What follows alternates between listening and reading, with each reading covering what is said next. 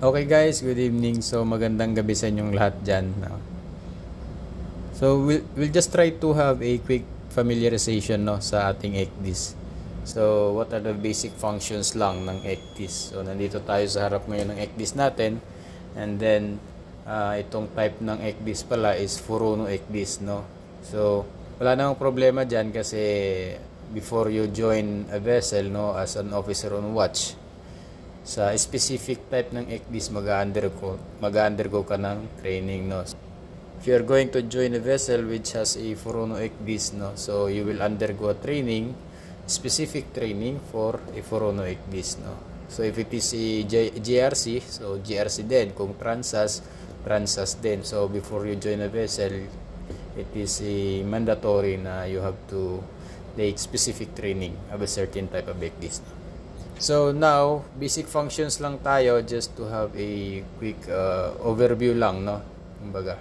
This is a Furuno type ECDIS at yung mga nasa taas na functions na to, okay, itong voyage navigation mode, itong chart maintenance mode, itong plan mode. So, these are the functions na ginagamit ni second mate, no? On planning a route, no?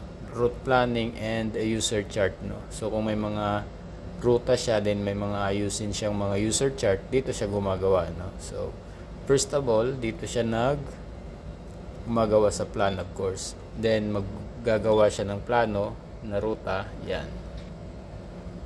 Plan route. So pwede na siya dito gumawa ng bagong ruta. Yan, new.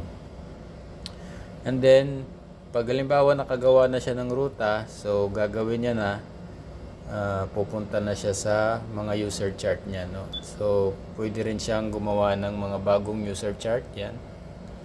So itong procedure na lang no, meron siyang procedure na sinusunod sa voyage planning, di ba? Meron tayong 4 na procedure na sinusunod doon, di ba? Then dito sa Navi mode naman, so just in case natapos na siya nakagawa na siya ng ruta niya, then gagawin niya na pag nandito na siya sa Navi mode, dito sa voyage, dito niya na gagawing i-monitor yung route no, or ilalagay niya na sa monitoring stage no. Ibig sabihin, pag pinili niya dito yung ruta na nagawa niya dun sa plano, pwede niya nang palabasin ng ruta. Pwede na natin gamitin yan, no? Once na ready na. So, ulitin ko, yung plan mode is para gumawa ng plano o magagawa ka ng bagong ruta, bagong user chart, no? Nandun yun. Pero sa Navi, yun yung pipili ka na ng mga ruta na gagamitin at mga user chart na gagamitin mo. So for example, dito may route siya dito sa voyage na tayo, sa voyage sa Navi mode na tayo. So pag prines mo yung route, lalabas na yung select at saka unselect route no. So kung pipili ka, yan, lalabas na yung mga ginawa ni second mate na mga ruta. Yan. So yan na yan. So kung ano yung gagamitin nyo for a certain voyage, no, you can just choose this one. So here you can choose your route, and then pag in-open mo yan, lalabas na yan siya. Parang ganito. Yan. So lalabas na siya rito. Ito na yung ruta. Then same as on the user chart, ganun din ano. So itong mga user chart pala, halimbawa pipili siya ng user chart. So kung ano yung mga ginawa niya dun sa plan ng mga user chart, itong mga correction niya, o yung may mga bagong dating no, na mga mensahe about sa user chart, o itong mga ito, dali lang ipakita ko sa inyo. Itong mga no-go area na ginawa niya, no, itong pilot boarding position, yan, pilot station, di ba, abort point, yung mga pinanglalagay niya dyan, yan yung mga user chart guys no, sinasabi ko. So dito rin siya sa plano gumagawa, then after nyan, dito niya rin siya sa voyage, dyan niya rin pinapalabas yan. So parang ano lang, yung kanina yung ruta ano, Diyan niya rin pinalabas. So pipili lang din siya, pwede rin pipili lang din siya ng kung anong nagawa niya rito, then ilalagay niya rito. I-click niya lang yan, then ipapasa niya dun sa kabila, no? Pupunta na yan dito, then i-open niya, andun na lalabas na rin dito yung mga user chart na ginawa niya, no? Yan. So next part ng ating ECDIS is yung dito na side ng mga functions, no? So meron tayong manual update, no? So manual update naman yung mga ano lang yan, guys, yung halimbawa may mga biglang buhayan na bagong lagay, ayan. So may mga rec na bago sa mensahe, no? May mga cable, submarine cable, yan. Yung ilalagay niya na lang. So pag pinindot niya yan, lalabas dito yung symbol, din ilalagay niya na lang kung saang position nakalagay yon. So yan lang naman ang manual update. Then dito sa side na to, yung chart info, display. So dito sa display functions, so dito siya naglalagay ng, may mga 4 na functions tayo dito sa display, no? Meron tayong basic setting, yan. So dito naman sa mga sensor ito, no? Usually mga sensor naman ito sa basic setting. So meron tayong mga sensor na nakakonect sa ating ECDIS, no? So yung 4 na pinaka-importanting sensor, no? Baka itanong sa inyo. So meron tayong heading, which is of course sa ating gyro, no? Tapos speed. So nakadepende naman sa ating GPS yon, no? Yung speed natin at saka yung force over ground, no? So dito, in case lang na magkaroon kayo ng mga katulad niyan, mga gyro failure, no? At kailangan yung, syempre hindi kayo pwedeng mag-rely basta-basta lang sa magnetic compass nyo pag may gyro failure kayo, no?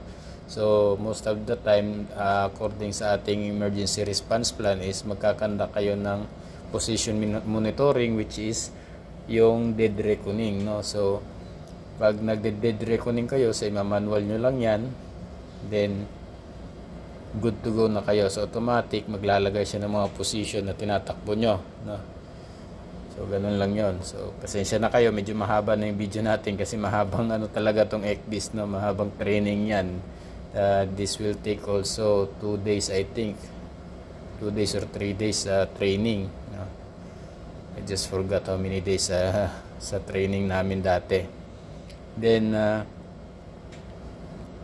yung ibang functions naman dito sa display is meron tayong chart display at saka meron tayong symbol display, no? Sa chart display, and yung most of the time is about sa chart naman yon, no? Kung may mga gusto kang ipakita diyan sa chart, at kung mga gusto mong tanggalin kasi pag sobrang dami naman nakakalito na yung mga nakalagay diyan, no?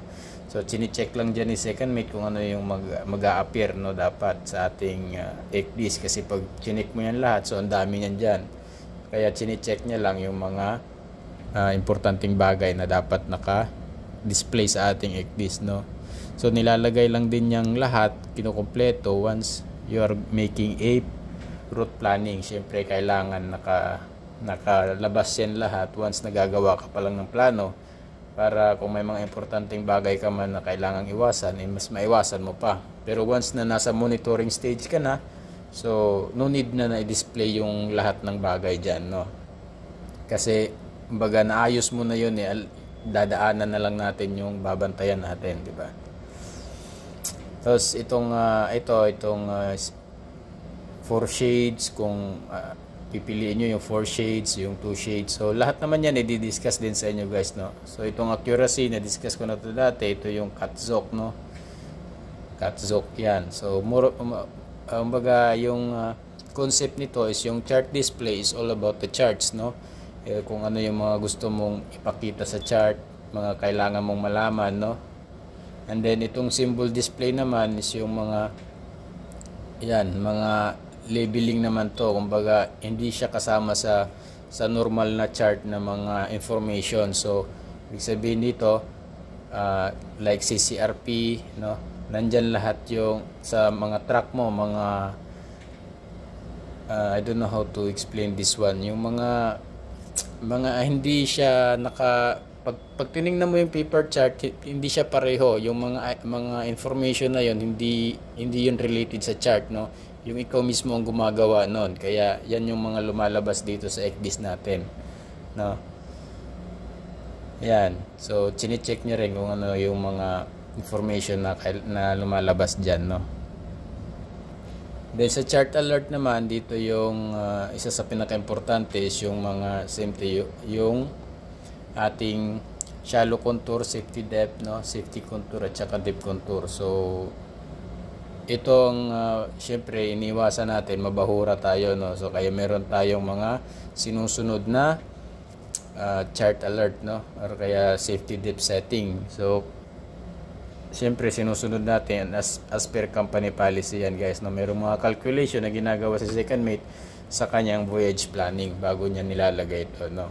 So dapat mag-comply siya sa company requirement na safety contour settings, no, o kaya yung mga shallow contours. So pag hindi naman nila nasunod, halimbawa may mga puerto na hindi nasusunod talaga, hindi nakukuha yung required ng company, ng UKC policy ng company, so nagkakandak sila, gumagawa sila ng risk assessment ni kapitan, pinapadala sa opisina, no. So once in-approve ng company yon, yung na pwedeng pumasok sa puerto na yan ng ganyang o sa lugar na yan na ganyan yung depth, hindi nasusunod yung company policy na UKC, then that's the time na pwede lang mag-proceed, no, once na may approval na from company. So yun lang yun. So ituloy na lang natin itong video na to sa susunod, no. Anyways, ano lang naman to, guys, overview lang to, kasi sabi ko nga sa inyo, magkakandak naman kayo ng training before kayo sumampa ng barko sa ECDIS, no, sa specific type ng ECDIS, no. So yan, mga konting information lang about Furuno ECDIS, and thank you very much sa lagi nanonood sa atin, at mag-ingat po kayong lahat. Thank you.